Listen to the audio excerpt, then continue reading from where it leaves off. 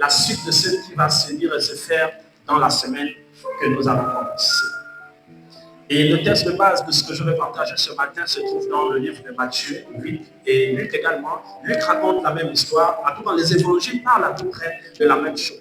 Mais je me suis basé sur le livre de Matthieu et le livre de Luc parce que nous savons que Luc est quelqu'un qui était très instruit et qui avait cette capacité de mieux expliquer un certain nombre d'événements, alléluia, mieux que certains autres apôtres ou disciples.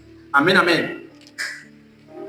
Bien-aimés, lorsque nous sommes sauvés par la grâce de Dieu, est-ce que cela nous suffit?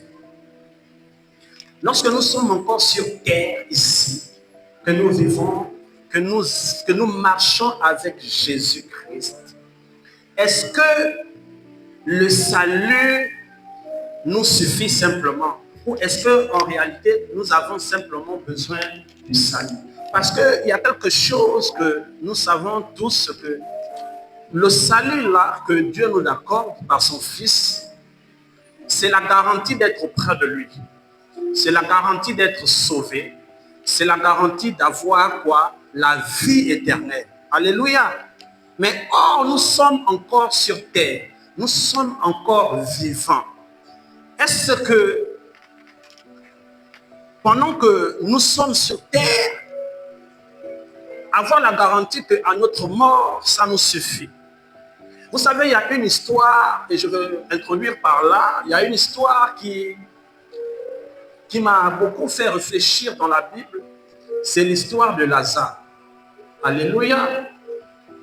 Lorsque nous lisons la Bible, nous voyons et nous découvrons un peu quel a été le genre de vie que Lazare a eu sur terre. Alléluia. Mais grande la surprise de beaucoup de gens, y compris moi, de savoir que lorsque Lazare meurt, alléluia, il rentre dans le sein d'Abraham. En réalité, en fait, il va au ciel. On parle du sein d'Abraham parce que Jésus n'était pas encore mort. Alléluia. On ne parlait pas encore du salut. Donc, le salut, en quelque sorte, ils étaient appelés les enfants d'Abraham. Pour dire que vous êtes sauvés, pour dire que vous allez aller au ciel, vous êtes appelés enfants d'Abraham à ce temps-là. Alléluia. Et lorsque Lazare meurt, il va dans le sein d'Abraham. Donc, il va au ciel. Mais ma question était de savoir que, avec le style de vie, avec le genre de vie que Lazare a eu sur terre, donc Dieu le connaissait. Alléluia. Avec la manière où Lazare était misérable. Donc, il avait une place dans le sein d'Abraham. Alléluia. Et vous comprenez alors pourquoi je disais à l'introduction que est-ce que le salut, la garantie d'avoir le salut est tout ce que nous voulons?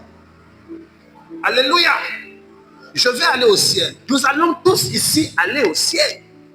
Mais cependant, nous sommes encore ici, sur la terre. Alléluia. Est-ce que ce que je vis, ce que je traverse, ce qui m'arrive, bon, peu importe, parce que je sais que je vais aller au ciel. Est-ce que, par exemple, si je ne paye pas la scolarité de mes enfants et qu'on les mette dehors, si je ne paye pas mes factures de SCG et qu'on me coupe l'eau et l'électricité, si je me vêtis, je mange de façon misérable, est-ce que cela me va parce que j'ai la garantie que j'irai au ciel? Alléluia. Et c'est là toute ma question. Alors nous aurons certainement un certain nombre d'éléments pendant la semaine. Parce que je serai là, je serai auprès de mon Père spirituel, je serai auprès de mes frères et de mes sœurs qui seront là. Alléluia. Et en cette semaine où nous nous approchons de plus en plus à la Pâque, qui est le symbole fort des chrétiens que nous sommes, qui est le symbole fort de la marche que nous avons, du chemin que nous avons choisi de prendre. Alléluia. Il est important que nous puissions connaître un certain nombre de choses. Amen. Et pourquoi je viens dire ce matin que Jésus